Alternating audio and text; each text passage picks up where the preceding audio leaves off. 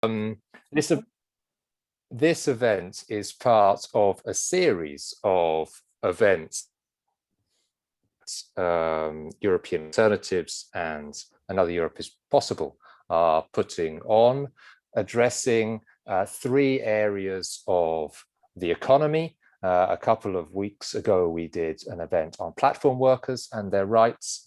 This is an event about care workers and their rights. In a few weeks, we will be addressing agricultural workers and their rights. It's part of a larger project called Workers Without Borders, which is about the way that the economy is changing, and in particular, the ways that migrant workers or people who move are seeing their rights challenged or undermined. And that's because migration is an important phenomenon and migrant rights are particularly important, but also because it's often migrants who are at the front lines of the changes in our economy. And so it's particularly important to look at what is happening to them, because it's highly likely that that also becomes more generalized in the economy later on. The three different areas that we've been looking at, so platform work, care work and agricultural work, are each of them areas in which there's been significant changes over recent years in terms of the organization and the way people work. But of course, it would be false to say that there's anything new about the kinds of work that is done in each of those things. After all, delivering things or moving people around, as platform workers do, is something that has been a kind of work for forever. Care is obviously something which has been around forever. Agricultural work has been around forever. And in our first session, we heard quite clearly warnings about the danger of overemphasizing the innovation in each of these sectors of the economy. It's long-standing forms of work and also long-standing forms of exploitation and problems in accessing rights which are present in each of these places. And there may be some innovation in terms of communication and the way people are recruited in each of those sectors, but the problems are really underlying, and it's important not to forget that. The other things I want to say about care work to begin, and I'll introduce our speakers, are that care work is an interesting concept and one to be careful with, because of course care workers are both people who are working and being paid for work, and also people who are working but not being paid for work, and notably women, but also men have been doing care work forever without it being considered as part of the real economy. But of course, our societies depend on this care work, whether it's for young people, older people, ill people, people with any kinds of disability, and so on. Trade unions, it has to be said, have often had some difficulties in recognizing unpaid care work as really work. And I suspect that a number of the cases that we might talk about today and will often be overlapping to some degree between formally paid care work and non-formally paid care work. And the fact that that can be a slightly ambiguous line also leaves open spaces for exploitation and unclear working relationships, which make the area particularly interesting to look at, but also one where there's a huge degree of risk. And the last thing that I want to say, to underline things which I probably everybody here has already thought about a lot, is that in comparison with some other kinds of workers, care workers can be particularly challenging to organize, or find it difficult to organize, because they are often isolated one from the other, working in home, for example. So they don't necessarily meet very often. And they can also be quite invisible to each other, and invisible also to the public.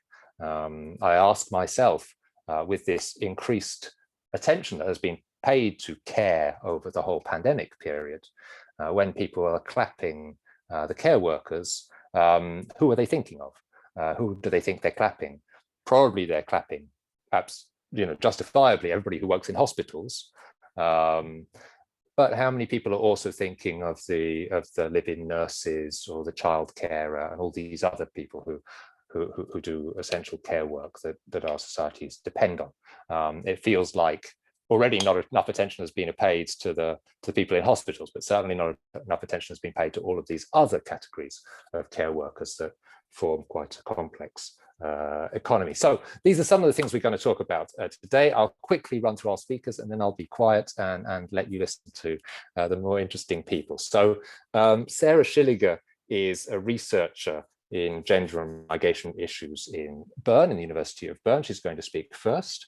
Kinga Milankovic is a self-employed care worker, but also co-founder of the Hecate Conscious Aging Foundation, which she will no doubt tell us about. Madeleine Nikolova is a researcher at the University of Sheffield and also a member of the Collective for Social Interventions in Sofia. And Flavia Mattei is an architect at the University of Vienna and founder of a project called Direct to Organize 24-hour Home Carers.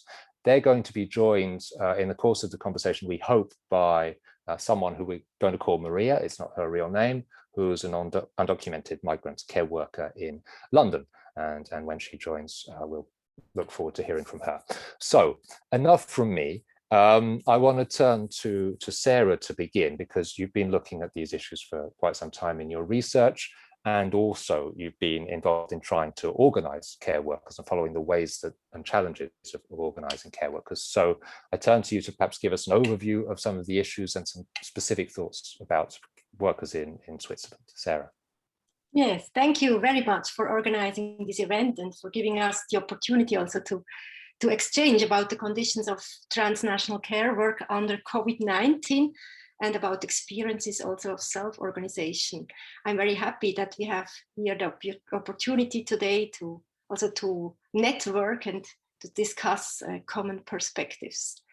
As we all know, the COVID-19 pandemic exacerbated many existing social inequalities. It hit hardest those who already lived precarious lives before the crisis, and the pandemic has acted as a spotlight that shines a bright light on long-standing structural problems. And this is particularly true for the care sector, where the outbreak of the COVID-19 pandemic did not represent a rupture in an otherwise well-functioning employment field. Rather, in many contexts, it exacerbated an acute care crisis that already existed before. Over the years, we had marketization processes and austerity policies that have put social infrastructures under increasing pressure and worsening the conditions under which care work must be performed. And in this sense, in many care jobs, the so-called normal was already a crisis situation, as the status quo in care work has never reflected real labor standards expected in other employment fields. Furthermore, the COVID-19 crisis has underscored that it is not only predominantly female labor, but also largely migrant labor that keeps the health systems in the global north running.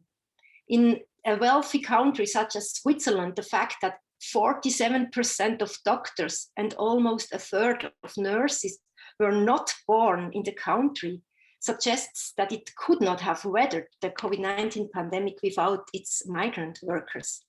And dependency on migrant labor is even higher in private households. In countries like Switzerland, it is almost exclusively female migrant care workers who are employed as live-ins for older people in need of care. They usually shuttle back and forth between their homes in Central or Eastern European countries and their workplaces in senior households in Switzerland. Now, the travel restrictions and the lockdown measures implemented to prevent the spread of the virus disrupted many of these transnational care arrangements and threatened the continuous provision of care in Switzerland and elsewhere. Indeed, people in richer countries became painfully aware that they had outsourced a considerable share of their care work to temporary migrants. But despite being symbolically categorized as essential workers, they remained undervalued and precarious workers. I will use the example of transnational live-in care work in Switzerland to highlight a few characteristics of this expanding market of care. And now I share my slides.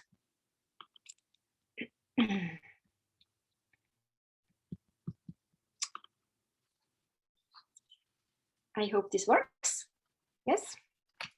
So I refer to research I've carried out, ethnographic research on the care sector in Switzerland, and also on interviews I've done in the last 12 months under COVID-19, together with two colleagues from the University of Zurich. But I also draw on my experiences as an activist and as a feminist. Since 2013, I've been involved in a network called Respect Network. This is a network, a grassroots network, trade union network in Switzerland, in which many Polish care workers have organized within their community and struggled against exploitation in Swiss households. So some words on the context, the living care sector in Switzerland. It is in Switzerland that we have witnessed an increase in care deficit in the recent years. This deficit essentially compromises two dimensions. First, the number of seniors with long-term care needs increases. And meanwhile, the informal care capacities within the families, within the communities are diminishing. So more and more women have entered paid employment, while men have not significantly reduced their working hours and been more active in the unpaid care sector.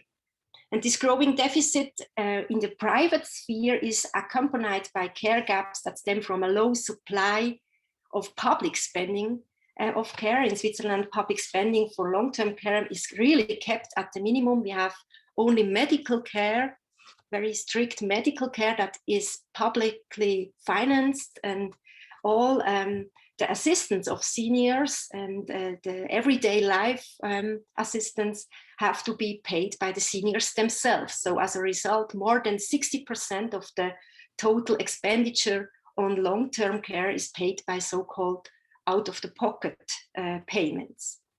So as in many countries, commercial actors have stepped in to fill the resulting care gaps, at least for those who can afford to buy care services on the market. So we have an increased number of private transnational care agencies who sell 24 hours home care services. And in Switzerland, it's also the expansion of the free movement of person agreement with the EU, which allowed people from Central and Eastern Europe since 2011 to enter Switzerland legally. And this was the starting point of this new transnational market for living care work services. So these agencies broke care workers from Central and Eastern European countries into households in Switzerland, and the care workers are employed by a leasing company or directly in the household. They work, they cohabit with the seniors. Typically, they stay for only a couple of weeks or a few months at a time before being replaced by other workers. And they usually spend a similar amount of time in their countries of origin. On this slide, we see some of these players in this market. There are more than 60 agencies now in Switzerland who provide care for, how they say, for affordable prices. And at the same time, they present their services as being more human than the public services. They promise priceless love and devoted helpers and good souls. Once more, care work is presented here as a natural capacity of women, and the household is seen as a natural environment of women. In Switzerland, the care sector is not really regulated. It's not under labor law, it's excluded. Private household is excluded from labor law. We have only minimum hourly wages, but no regulation of maximum hours, working time, and on-call duty. And according to the working contracts, the care workers are only working 5 to 7 hours a day, but they they all work much more than that, and more than the hours written in their contracts, and they remain on call for the remaining hours. So what happened during COVID-19 now to these care workers as living care workers? Within the lockdown in spring 2020, the established circular migration system of living care workers came to an abrupt standstill. Because national borders were closed and transport connections were interrupted, senior households were suddenly cut off from the usual inflow of care workers. Many were simply unable to reach their workplaces in Switzerland. Our findings show that in most cases, this problem was fixed by extending the shifts of the care workers, of those at work, when the borders shut. Agencies and families asked and sometimes implored their care workers to stay on and keep working beyond the initially agreed time frame. With very few exceptions, the care workers agreed. Some feared that once back in their home countries, they would not be able to return to Switzerland to resume their work and would remain cut off from their income. They found themselves in a catch-22 situation in which they either agreed to stay longer or risked losing their work. Many also felt a moral obligation to stay as they did not want to abandon the seniors. Many of the care workers we talked to reported that their actual work did not change so much under the condition of the pandemic, since being on call around the clock was already the norm. Even when working hours are contractually defined, as I said, living care workers are often expected to be available around the clock. It was already part of their job description to adapt to the rhythm and the needs of those they care for. They were and they are expected to remain flexible on call and permanently present whenever they are needed. Nevertheless, the intrinsic problem of living employment, namely the lack of free time, the social isolation in the household, intensified during the pandemic. In some families, family relatives who used to replace the care worker on Sundays, for example, enabling a day of rest for the care workers, they stayed away to reduce the risk of infection. And for the same reason, some households reduced also the visit of other people, of community care services, for example, or they told care workers not to leave the household anymore. This meant that the care workers remained even more immobilized in the household, serving as the sole carers for seniors almost non-stop for weeks and for months. In most cases, their additional hours haven't been paid. So further, the pandemic situation put living care workers under additional psychological pressure. Unlike most others, the lockdown did not immobilize them in their own homes with their families. Instead, they were locked into the homes of their employers in a shared flat with a senior, and typically a senior suffering, for example, from dementia.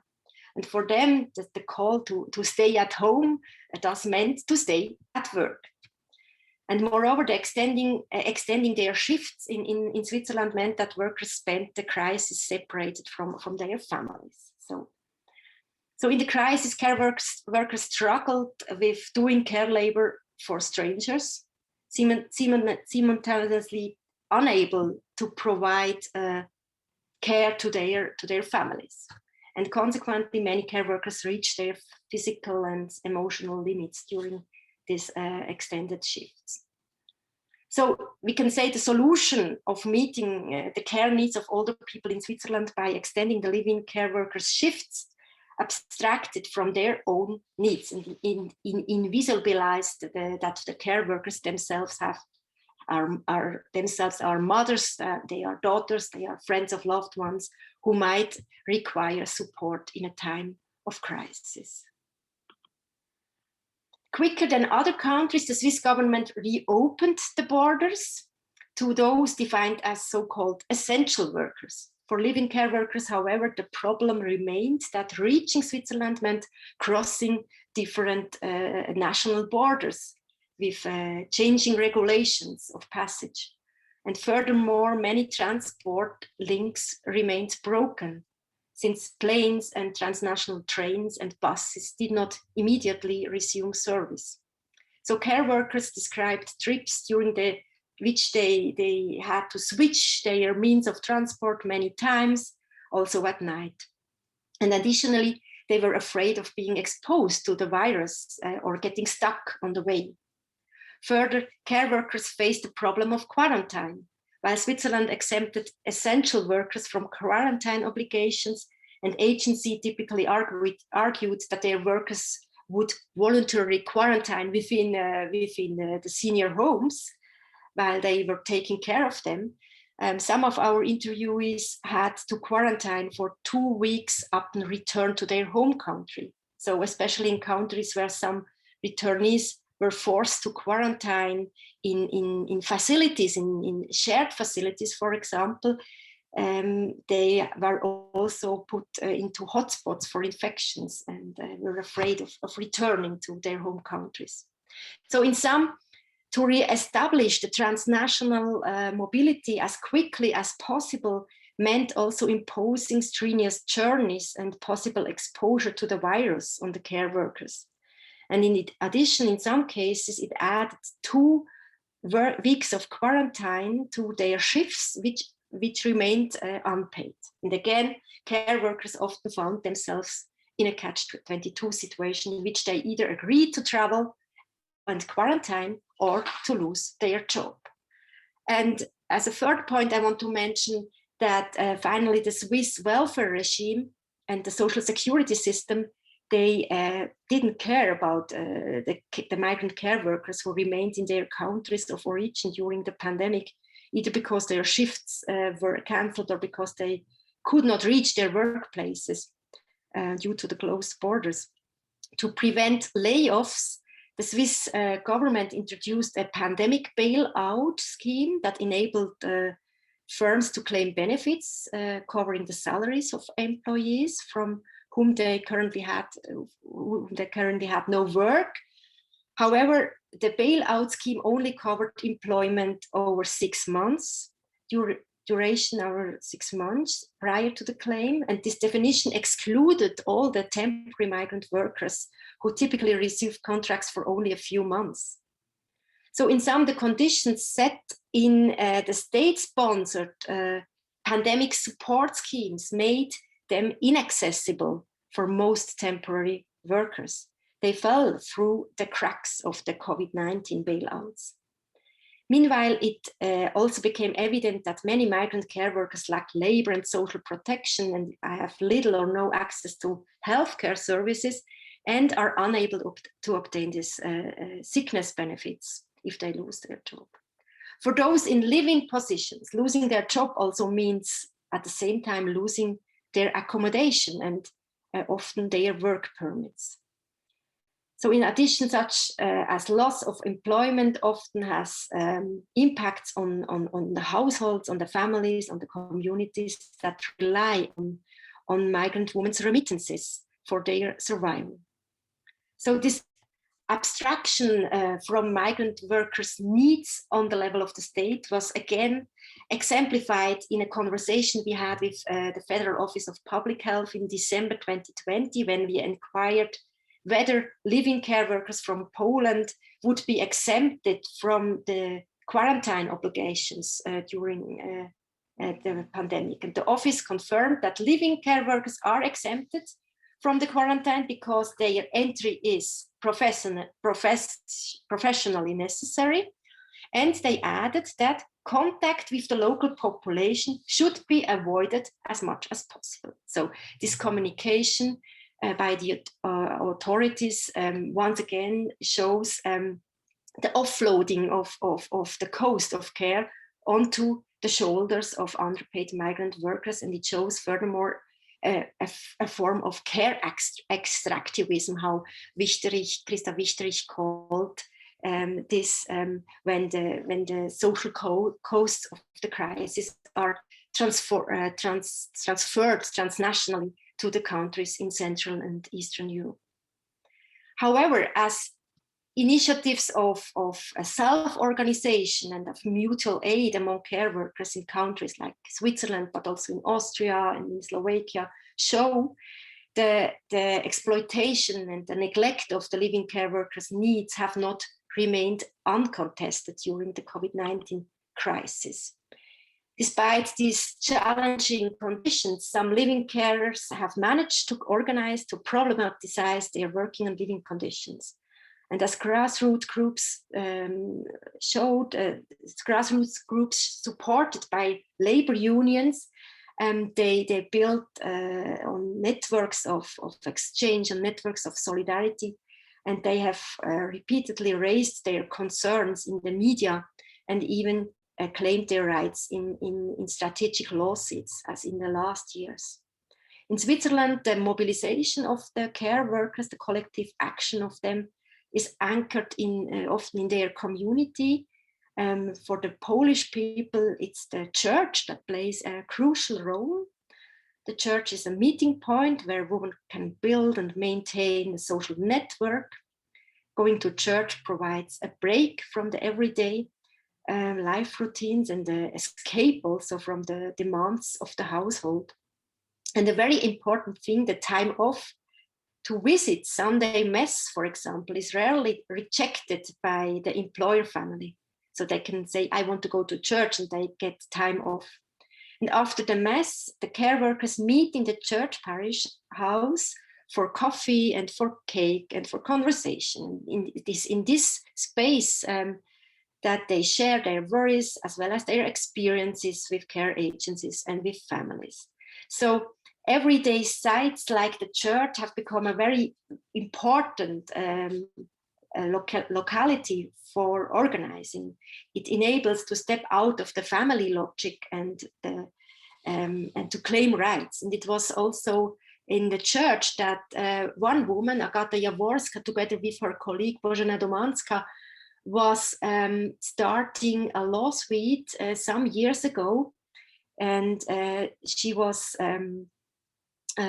going to the Basel court, and she was claiming the compensation for their unpaid work. So she put a local care agency to labor court and was supported by this local union, VPOD, which came in contact with the Polish workers. She was supported also by the client, by her patient, and by other Polish care workers. And this case was very important to establish like a legal precedent, to gain publicity, to encourage other care workers to fight against the evaluation of care work. And it was like a step out of this family logic of the household. And the case of Agata Jaworska and also the case of Bożena Domanska was a success story, and the court reached a verdict in her favor. Her employer, the home care agency, had to provide a substantial sum of back pay and compensate for night attendance work, yes, to give her this money back. So this was really a success, and it also encouraged other Polish workers to go to court. During COVID-19, in collectives like Respect Network in Switzerland, the migrants organizing has become now increasingly virtual. So migrant care workers share information about COVID-19, about their rights, about protections via Facebook and WhatsApp chats. And further, they transformed their Sunday gatherings into Zoom meetings, where they discuss everyday challenges and where they discuss also challenges on their journeys, and they organize Know Your Rights workshops, and yes, to inform all people about their rights. And I think this is a very important side of resistance and a side also of empowerment for them. And it is also a moment where they can go out of their private households and raise their voices. And I think if the voices and demands also for their self-care is more heard, and is more heard also in the media, in the public, then I think this is one of the key steps also in the process of seeking more a more just and a more democratic solutions to the current care crisis. Now I finish my presentation. Thank you very much. Thanks, Sarah, for this presentation, which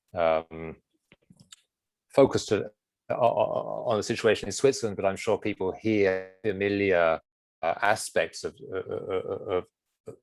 the challenges in the care sector, which apply everywhere in Europe. I think it's very interesting that you introduced these two concepts of offloading the costs of care work onto migrant laborers, and this concept of care extractivism, so offloading the costs of the crisis onto other European countries. This could be very important for our conversation. And also these stories of hope, or the possibility of taking action. And I found it, I just want to underline, it's interesting that in the case that you just mentioned of the care worker going to court to claim overtime, she was supported by the client that she was working for, right? That was in your slides, against the agency. And so this is an interesting configuration. One of the configurations that comes out of the presence of agency work is that also the person who you might think of as the employer is in fact not the employer. It's a client and can be on the same side as the care worker. So these are all very fascinating points.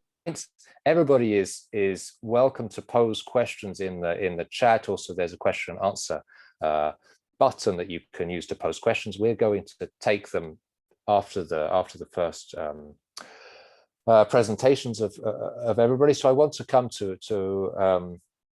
Kinga next, if I may, because you are currently a care worker. You're a self-employed care worker, and also you've launched this foundation. So maybe, I mean, to pick up on what Sarah was saying, maybe you were able to share some of your personal experience, whether you've experienced any of the problems that Sarah was mentioning in the COVID-19 period in particular, and also what measures you might have tried to launch to address them or improve the situation. So Kinga, please. Hello, everyone, and thank you for organizing this event and also for having me.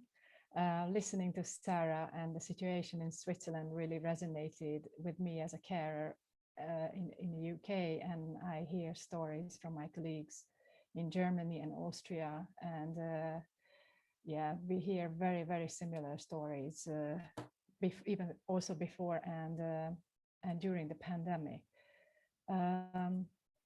I'll start my presentation. Can you see it all right? So I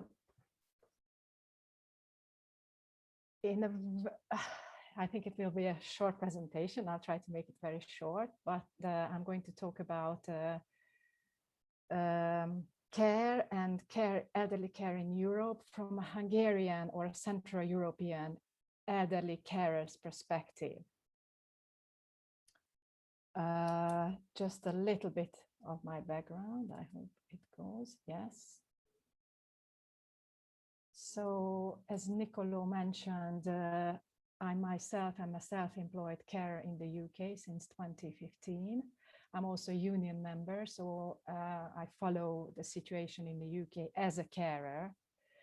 And partly based on my experiences, we founded this Hecate Conscious Aging Foundation as a response to the Aging Europe and how we as middle-aged people are facing our elderly age, and just responding to the situation and the issues that we are facing as citizens of Europe.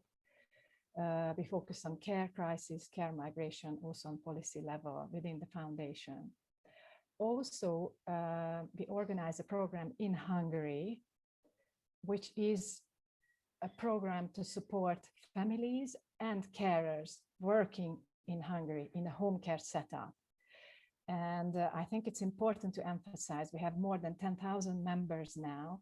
So when I speak as a Central European carer, I also, in this presentation, I try to represent really the Hungarian or Central European carers perspective, and not only the care migrants perspective.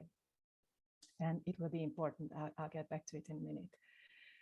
And in the last 5 years, during research and our interviews with carers who wanted to go, Hungarians who wanted to go to work in the UK, or carers through this Osmosis Care Net, we talked about, we managed to get a lot of insights from about at least 400 Hungarians, carers or care migrants, about their motivation and care work conditions in other European countries, but also in Hungary.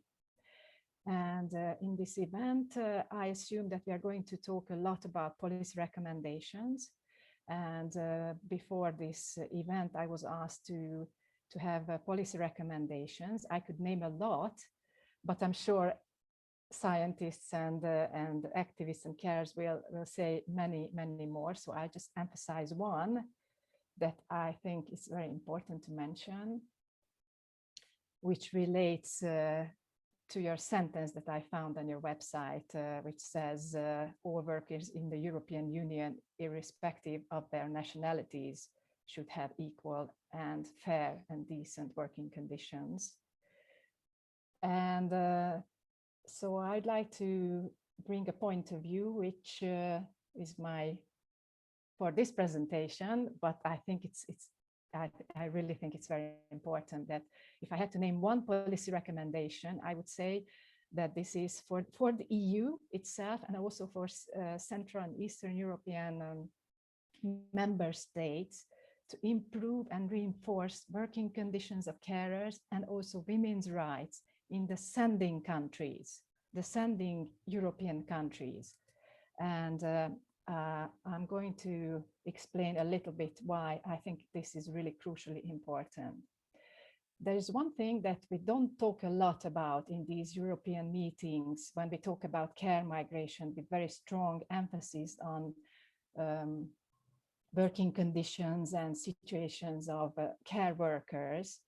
And this is the fact that because, you know, one can ask the question, why would so many Central European carers go to work in these working conditions in Western Europe at all?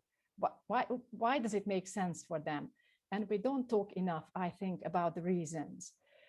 And I would argue that care migration really in the European Union is fueled by the miserable working conditions and women's rights in the sending countries, especially for women.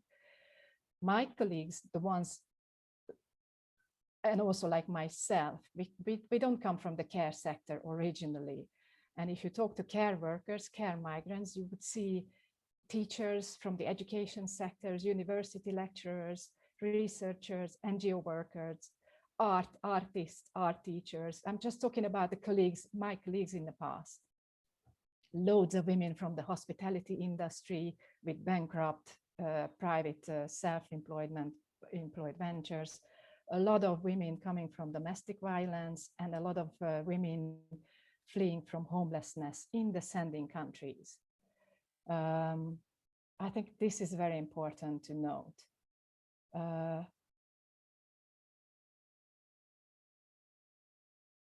And when we talk about the European Union as a whole and how working conditions for everyone should be better, quite often we talk about there are the Western workers, there are the care migrants, and there are the Eastern workers.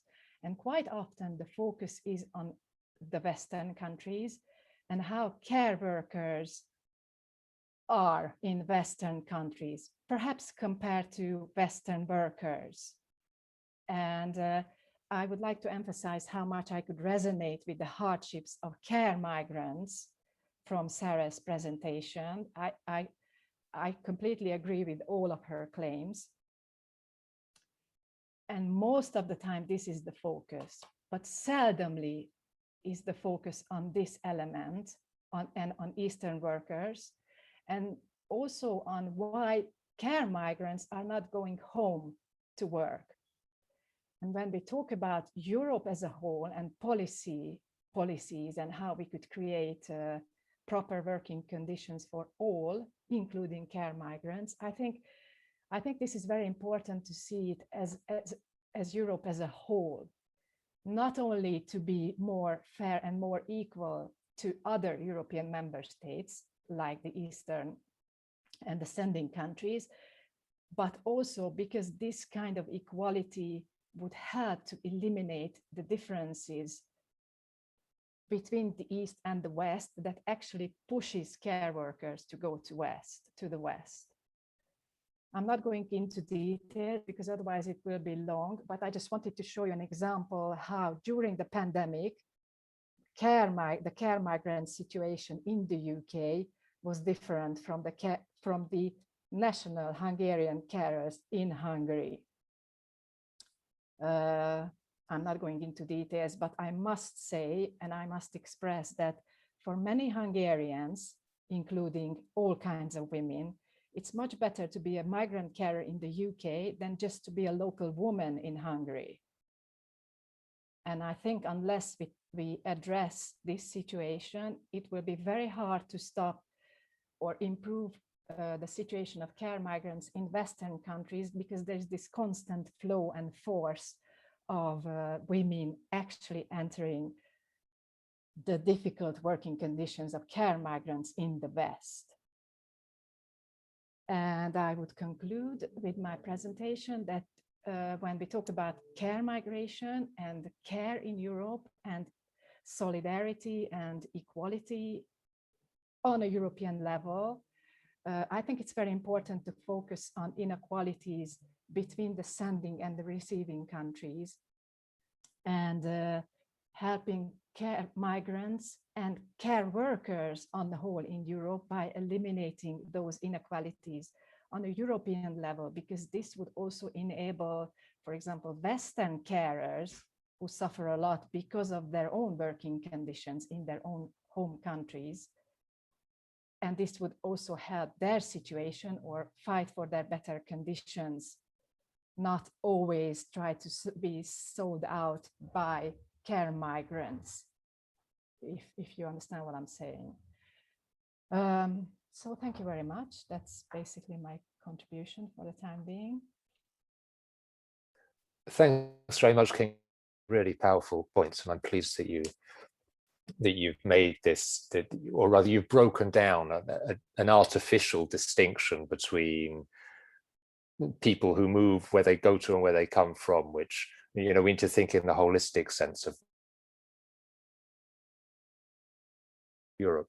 And I think that maybe it's too hopeful, but one of the reasons for holding these sessions now, because the European Union, and I think European governments more generally, are realizing that they need to have a slightly more holistic approach to rights throughout the European Union. That's why the social pillar resuscitated. Just a couple of weeks ago, there was the Porto talking about this. That's why, as you mentioned, the European Authority has been created, but it's really essential that we make these now, moment new initiatives are being taken, so that somehow the same mistakes of just looking at part of the problem rather than the whole problem are not repeated. There was a quick question to you, Kinga, while you were speaking, coming from Flavia, one of the other panelists. It was because I think you put in your PowerPoint that when you work in the UK, you're a union member, and there was there's a union available in the UK for self-employed care workers. Which union would that be? That's NACOS. It's not a union, but it's a union kind of organization. And I'm also, well, yeah, I would say it's NACOS, yes. Okay, thanks. Because Unison is not for self-employed carers, but also very useful for self-employed people as well, because we get a lot of information from them and the network and the advice. So even if a self-employed person can't be member of Unison, in theory, it's still very useful. Again, from a Central European carers perspective, I get a lot more useful information, both from Unison and NACOS. When I'm thinking about my Hungarian colleagues back in Hungary, and they can't really turn to anywhere, even if they are on the black market or working for the state healthcare system or working as self-employed, which is basically black labor market. Thanks for this, Kinga. Madeleine, I want to come to you next, because one of the things you've been researching as a researcher is some of the legal challenges that have been taken in Germany by care workers coming from Bulgaria to the way the care system is functioning in Germany. And you're also involved, as I said, in an initiative in Sofia called the Collective for Social Interventions. And so you seem to be a perfectly situated person to follow on from some of the points that Kinga was making about the needing the connections between happening in countries and the countries that can be moving to. So perhaps you could explain the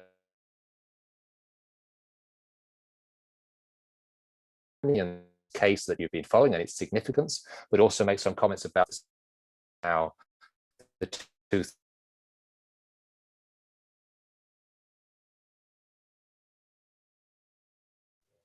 Yes, thank you for the invitation and for the great presentation.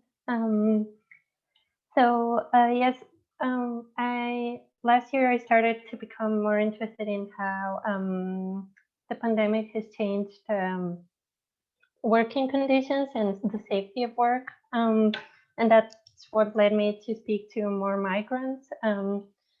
From the Bulgarian migrants who work in different countries in the UK and Greece and Italy and Germany, who are employed in agriculture and care work and hospitality as well. That's how I also got in touch with this care worker that Nicola mentioned, a Bulgarian posted care worker to Germany. She took her employer, a Bulgarian recruitment agency, to court over back pay. So a very similar case to the one that Sarah talked about in Switzerland. Over back pay for overtime work and for unpaid vacations, even though she was entitled to such vacations. This back pay was owed to her for the 3 years she worked in Germany. Her case showed that basically even supposedly legally employed migrant workers' rights are violated in Germany. And this worker's contract was for 30 hours a week, but she worked nonstop, only getting half a day off a week.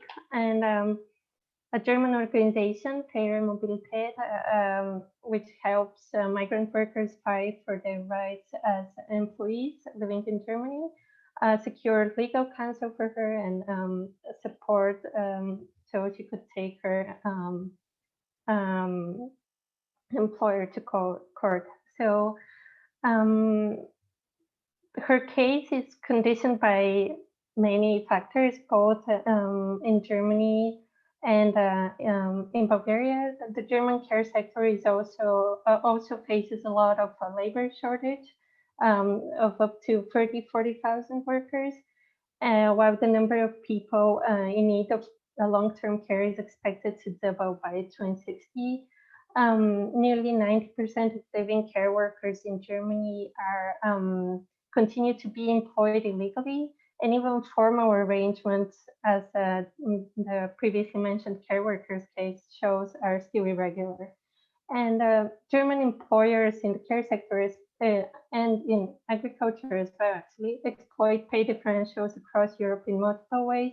They either hire posted workers through an intermediary, meaning that workers are employed in their country of origin, they contribute to the social security system there and pay tax there. Alternatively, German citizens in need of care are sometimes sent off to Czech or Polish care homes due to lower labor and maintenance costs. And a third way such countries exploit inequalities within the EU is by offering short-term contracts, and they make workers even more vulnerable and unable, for example, to receive unemployment benefits, which were kind of life-saving during the pandemic. And instead of making the job more attractive by upping pay or improving working conditions, Germany's strategy has been to exploit this vast gap in labor costs vis-a-vis Eastern European member states. And countries like Germany and Austria needed care worker reinforcements during the pandemic. And in March 2020 already, Austria flew in Bulgarian and Romanian healthcare workers, offering them short-term employment, which meant providing round-the-clock care in care homes. And there have been some measures taken by the German government to regulate living care work following pressure from professional organizations, while carers in Austria already can register as freelance workers. But still the presence and dependence on recruitment agencies creates many issues. And these were not simply the actions of a couple of Western European countries, but were facilitated by the European Commission as well, which gave, quote, practical guidance to ensure the free movement of critical workers already in March last year.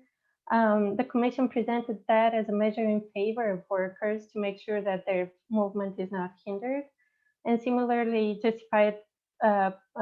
Austria justified the lives of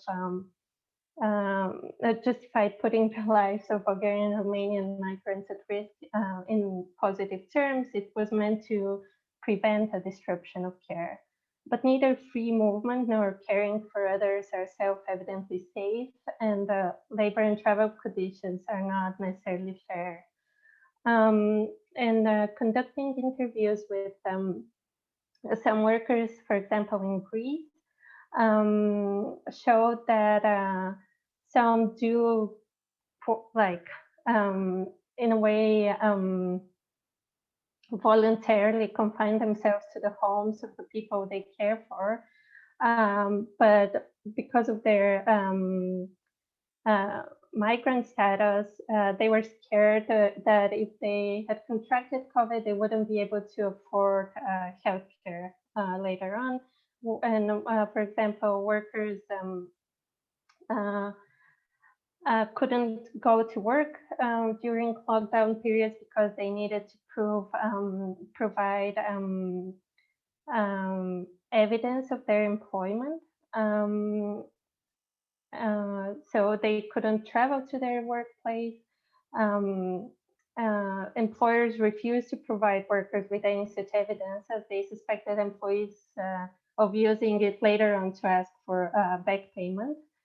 Another care worker in Italy, whom I was in contact with last year, was illegally employed at the private home of an elderly woman she was taking care of, and her employer threatened her with termination if she went out for a walk or a day off. So she was basically had to choose between never leaving the house of the person she took care of, or not having the means to sustain herself if she were to come back to Bulgaria. But Bulgaria is also, of course, to blame as well. And the right-wing policies of governments for the past 10, 15 years rewarded basically exploitative employers. There has been a push for the intensification of work along with casualization, one-day contracts and flexibilization. Workers are forced to take up overtime in order to compensate for extremely low wages. Last year during the pandemic, there were amendments to the labor code, which increased the maximum permissible amount of overtime work to 300 hours a year.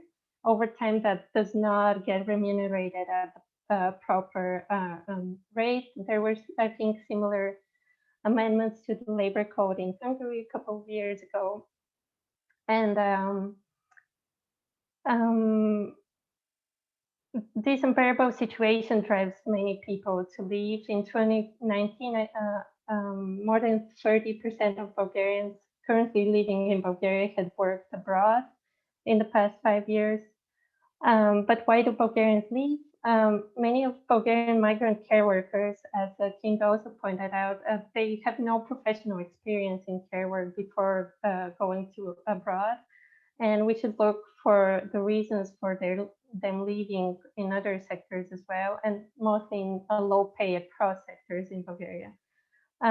Workers in big sectors like garment industry or automotive part manufacturing are threatened by employers, owners of suppliers factories, supplier factories with a capital flight. They say they would move, for example, to Macedonia, but workers respond with their own labor flight. They either take unpaid vacation to do seasonal jobs abroad for half a year, or just quit and relocate more permanently. Moreover, Bulgaria's healthcare system has the second highest share of out-of-pocket payments. In the EU, and many people go in debt over hospital bills and medication, and that was the case of the care worker I spoke about at the beginning. Repaying them these debts also often means further exacerbating health issues in order to save on money. There have been new mobilizations of healthcare workers. Nurses recently founded their own trade union back in 2019. This trade union has been calling for higher starting wages in the sector and for the decommercialization of public hospitals, which currently have to compete with other public and private hospitals over patients and public funding.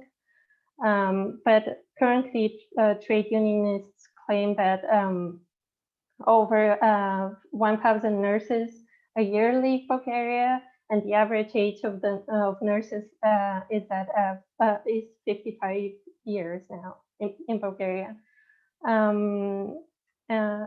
And most medical students actually claim that once they graduate from the medical academy in Bulgaria, they plan to just leave the country to work in Austria or Germany. And by way of concluding, leaving care work specifically would not be sustainable with these transnational differentials in wages and social security within Europe.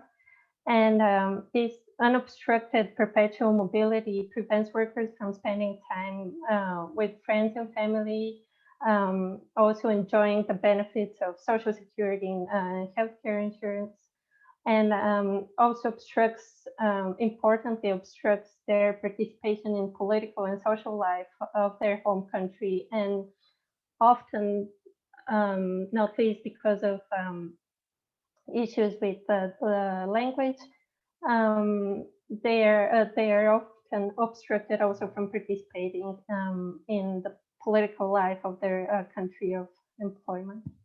Thank you. Thanks so much, Madeleine, also for finishing on this issue of the political participation and the agency of everybody involved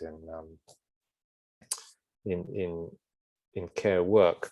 I want to come to Flavia now, because as an architect, you've been involved in trying to organize 24-hour carers, or and perhaps you can tell us some of the ways that you've tried to do that, some of the successes, perhaps some of the difficulties. Then we can open up a broader discussion about what it is we should do and recommend. Flavia, please. My pleasure. So my name is Flavia Matei. I'm a supporter of the movement of migrant care workers in Austria. I myself am not organizing them. They're doing a very good job doing that themselves. I'm just supporting them with a language barrier, with maybe more political know-how or a better understanding of the systemic structures in Austria. But I would like to tell you more about my amazing and inspiring colleagues. So that you have an image about the live-in care system in Austria. It's mainly done by migrants. So there's approximately 60,000 care workers, migrant care workers in Austria, or almost completely migrant care workers in Austria. I think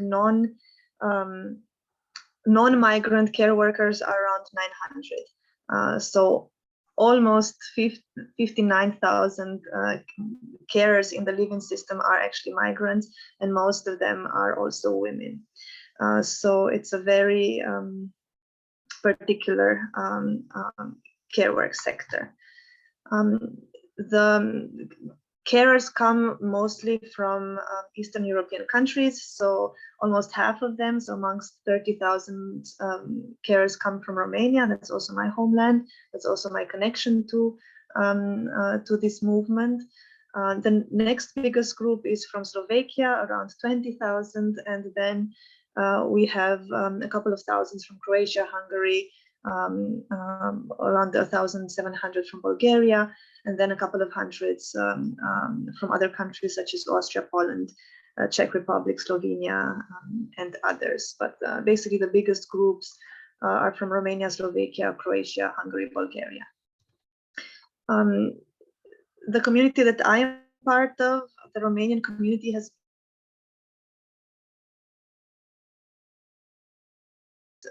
their movement 5 years ago, and even at that time they were very, very active amongst their community. But because of the language barrier and because of the migrant status, they were mainly active within their communities and not really breaching this this barrier to the outside, to public communication, to communication with institutions or political players. So they were basically building up networks of solidarity amongst them. They were helping each other when colleagues of theirs were facing exploitation on hand of placement agencies, or even their clients or the families of their clients. There were the most common case examples when I joined them, that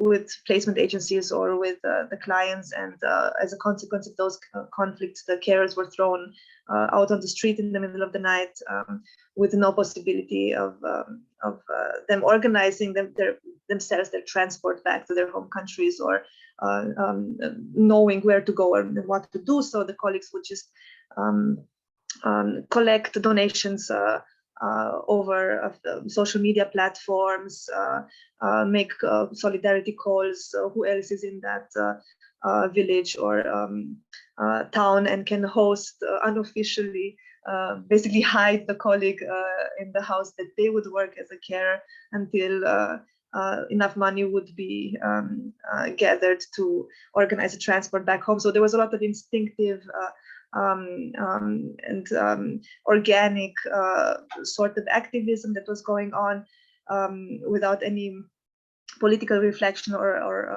ideology in the background, but just really a very deep understanding for the type of problems present in this working sector, and a very deep sense of solidarity.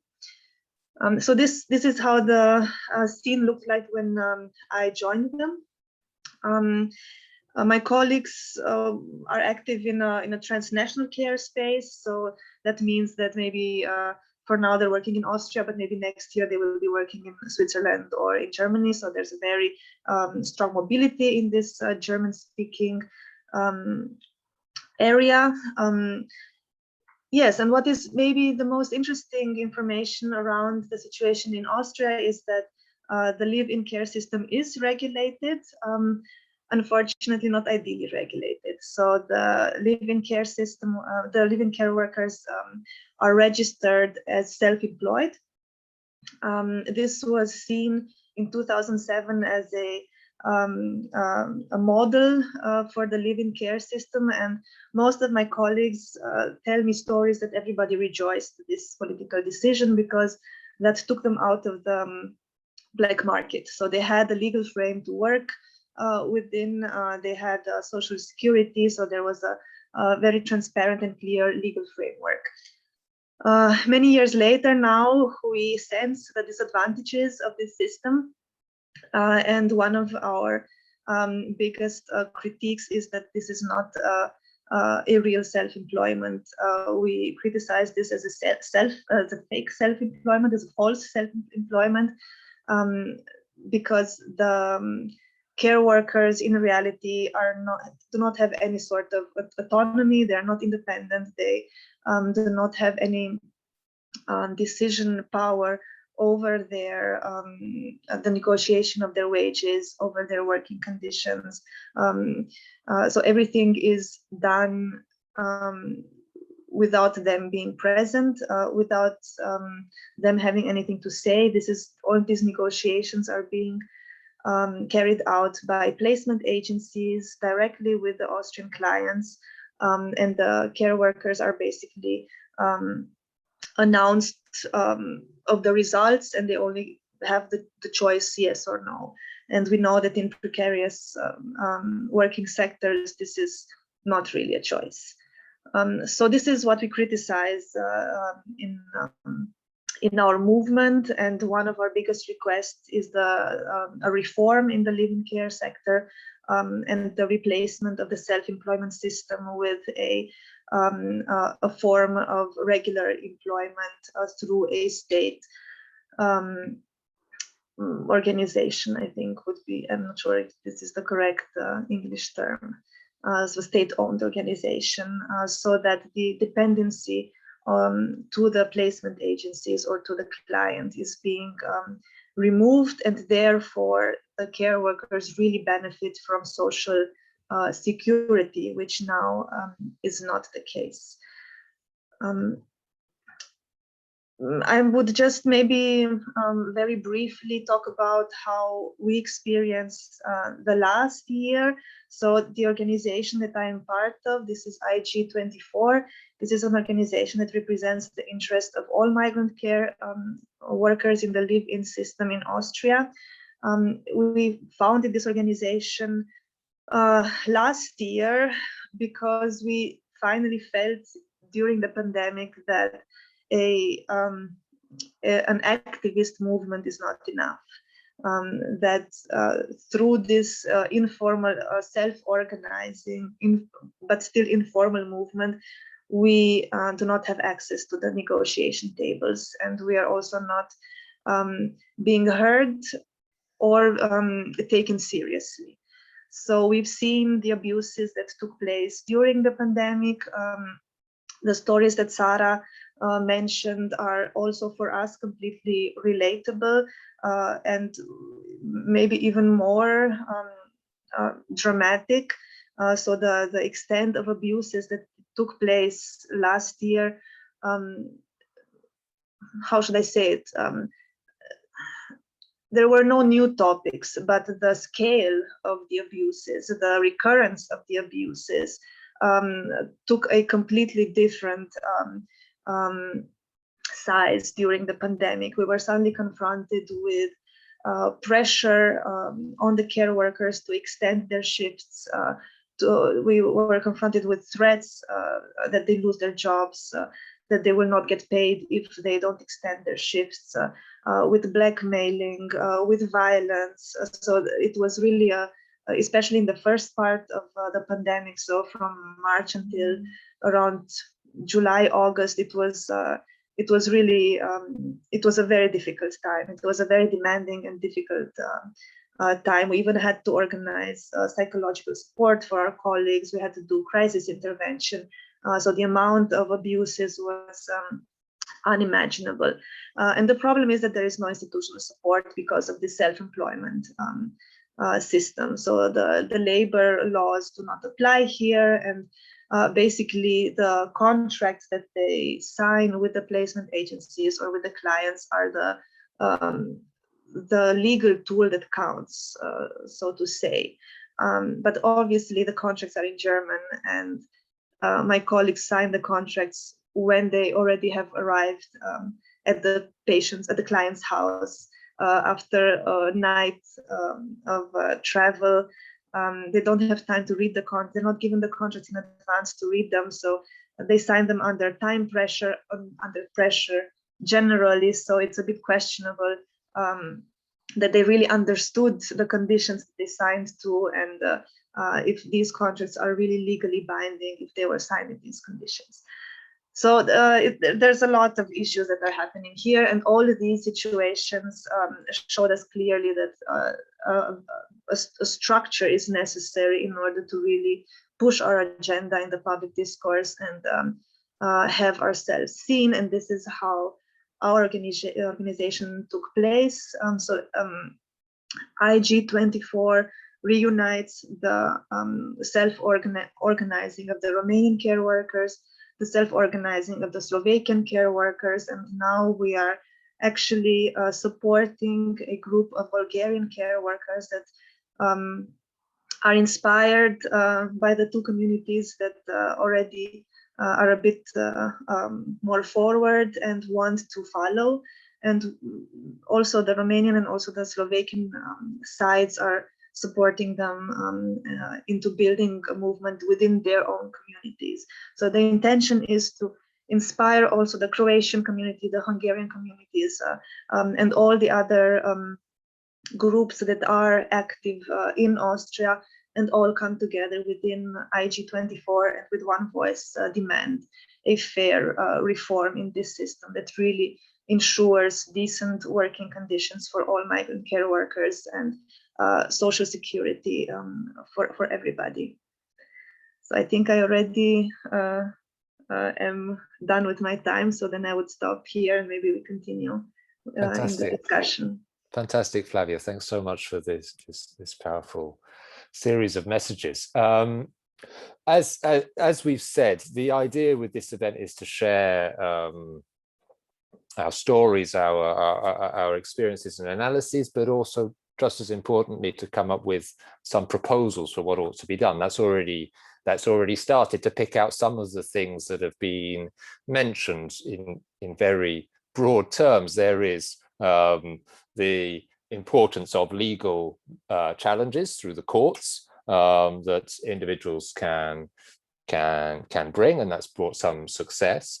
There is proposals that we can make in terms of legislation, and things that have been mentioned include, for example, stopping fake unemployment or highly precarious unemployment and finding more decent forms of employment, which also allow for the proper institutional support and organization of people who are working amongst themselves, collective bargaining and all the rest of it. It's been mentioned by Kinga the importance of the European Union focusing as much, if not more, on the working conditions in home countries of people who are moving in the European Union, as on the rights of people when they move. It's also been mentioned in the chat, a very strong point, I think, by Bob Williams-Findlay, and to some degree re-emphasized by Yorgi, that it's not just the care workers themselves that can organize around this. At some point during our lives, all of us will need care in one form or another. So it's in everybody's interest, and there's wide alliances that can be built. So that's some things that have already been suggested in terms of recommendations, but I would like to hear other ideas for recommendations from the panelists and from anybody else who wants to contribute in the chat or through a question. So maybe let's go in a random order. Well, Kinga, you've got your hand up, so please go ahead. That was amazing to listen to you, Flavia, and I think there's a lot of important things in what you are representing and in your person, who you are. I mean, I would like to amplify something, and now I'm talking as an activist from Hekate Foundation, not a carer. One of the focus of our organization is that there are a lot of people, Eastern Europeans, already living in Western European countries, just like you, Flavia. And there's also a phenomenon that for people like you and actually myself, we have relatives back in the home countries. So we see as a huge potential for people like yourselves and many other people, maybe you as well, Madeleine, and I don't know about Sarah, but so there are people with more capacities to act in the Western countries already, being interested in care migration and supporting care migrants, understanding the situation in the Western countries, understanding the situation in the sending countries also, and having an interest in the situation of the sending countries, perhaps because our parents are there or for whatever reason. And I find it fascinating, this event, that we are focusing on care migration and other members. I didn't know you guys in the past, so I'm actually quite fascinated by all the Central European perspectives that are appearing. And I think this is very powerful. And I think we really need these kind of European networks where members of each type of countries, so to say, the senders and the receivers, and people who are understanding the situation in both, to network together with the unions, together with advocacy people, researchers, and just to form a network as such and try to recommend policy and also grassroots level things to tackle the issue from a holistic point of view and in a holistic manner, a really European manner. And I think this is very powerful. And this is the other recommendation that I'd like to make now on this event, just based on what I hear from you. And for us at the foundation, it's very important. We just carried out a research for Hungarian expats, those who are not carers, family members living in the West, being interested in improving care situation in the home countries because of their parents or relatives or sandwich generation people. And this is also powerful because we can have an impact on the home countries, perhaps, and also we can have an impact on care migrants, and just give a voice to this whole issue from a Central and Eastern European perspective, which is so much needed on the EU policy level, I think. Thanks, Kinga. Anyone else from the panel who wants to come in with a recommendation or a reaction to what they've heard? So Madeleine, next. Well, it's not my idea or policy proposal, but I would just like to maybe amplify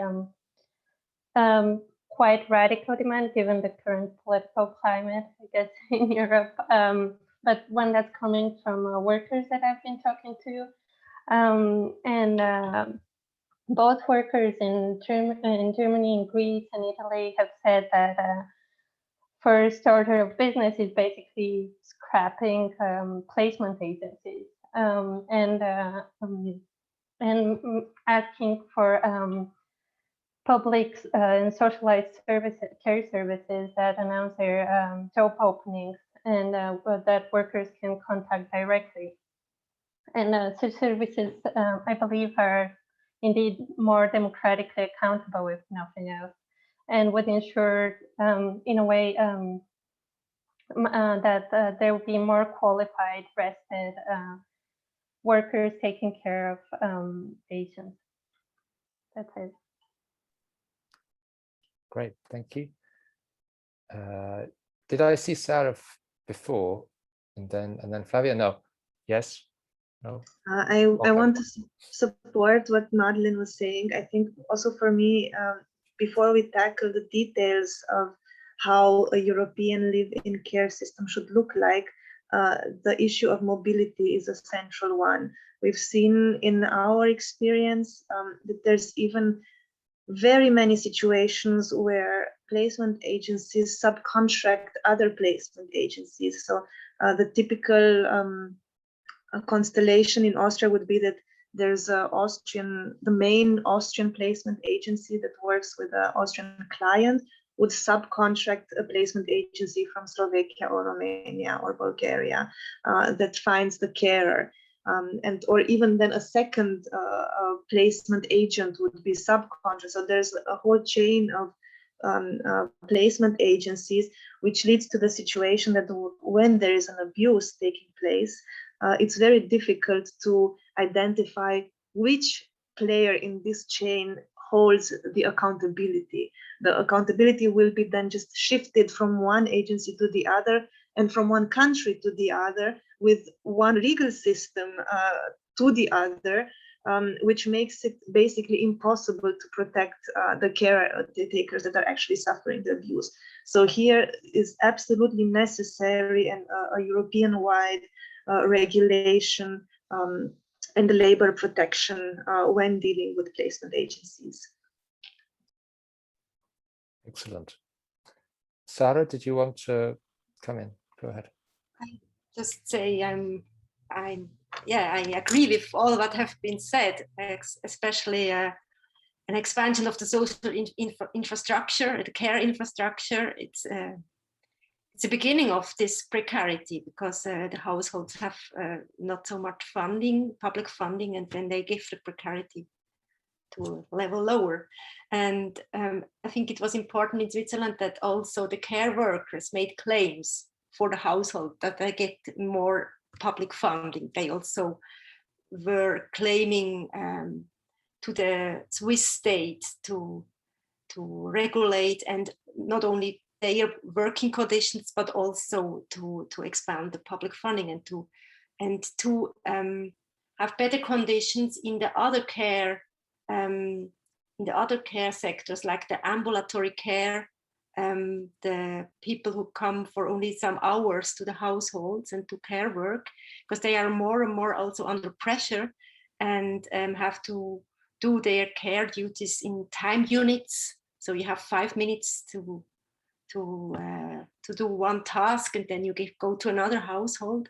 And this also expands the need for living care workers, because people are do not get the care they need, or it's only like the physical care tasks, and all the other aspects of care, like the communication, the emotional aspects of care, are like abstracted from that. And this is one point I wanted to add. And another point is that I'm really glad to have, as you said, Kinga, this Central European, this Eastern European perspectives, because here in Switzerland, some also unionists tend to argue that we have to abolish this living care system, and they argue with the care drain, and that the people in the Eastern European countries, they have no care resources anymore, but they say no more. They say just this, and you added this perspective on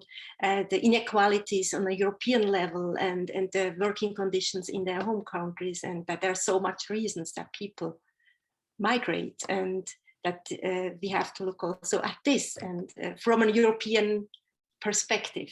I think this is a very important point. Thank you. Excellent. You'll see in the chat, those of you who are listening to us, that Jörg has posted a link for anybody who wants to write down proposals or ideas to contribute to this discussion. I also see that one person has got his hand up in amongst the participants, so I'm going to see if I can allow him to talk. Let's see if the technology works for us. So Bob, please, if you can, if it works, please share your point of view. Hi. Okay. Can you hear me? Yep, we hear you well, Bob. Hi. There are so many issues here to talk about, but I'll be brief. I think we've got to recognise that the whole sector has issues about how people are supported, because the system is exploitative, not just for workers, but for people who are on the receiving end of support. And what I would advocate is that we need to change the whole system itself. And what I would recommend is that you investigate the European Network for Independent Living, because we don't want to end the support or get rid of your jobs, but we do question the whole framework in which so-called care. And personally, I'm 70-year-old. I don't want care. I want support. I want choices and rights about where I live and who I live with. I've got to go because my support worker has just come. So I'll end it there.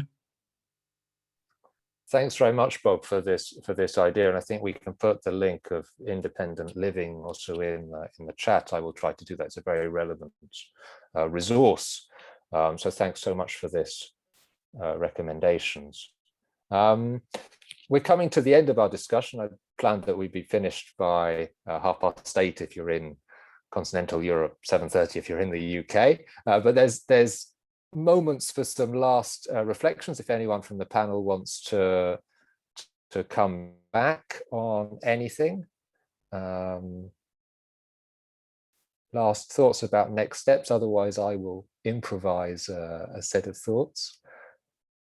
No, okay. Well, I mean, I think that it's been a really unique discussion, really, I have to say, because already this set of issues I feel like doesn't get enough attention, and in my limited experience of such discussions, often the perspectives that are put are quite one-sided. We've already mentioned that sometimes it's just people in the west of Europe without their presence, but also I feel like our discussion today has embraced several different dimensions of care work, different kinds of care work, as well as a geographical diversity. And so I think that is something very valuable. It says something also about the pertinence of the issue at this time. I think that we're able to pull together such a rich discussion. So I really want to second or third or emphasize my agreement with the idea that we have to find ways of continuing this kind of thing and supporting the emergence of networks of care workers, of people who are benefiting from care, of researchers, of other activists, to work together to make recommendations on this. And I feel like it's the time to do that, not only because of the COVID emergency has raised this up the agenda, not only because demographic changes in Europe mean this is going to become more and more of an issue, but also because I think that politically there is an occasion now in the European institutions to make some of these points. So I feel like we have to seize that occasion. I hope everybody after this discussion and that comes at the end of the day is on board with energy and enthusiasm to do that. And so perhaps with that, I will allow you to benefit, if you can, from one crucial thing for all of us, which is rest and maybe dinner as well. So I want to say thanks very much to everybody who has spoken this evening. Thanks to everybody who has listened to the Facebook or any other means. Take care of yourselves, take care of each other, and we'll have more such occasions soon to continue this discussion. Thanks very much, everybody, and good night.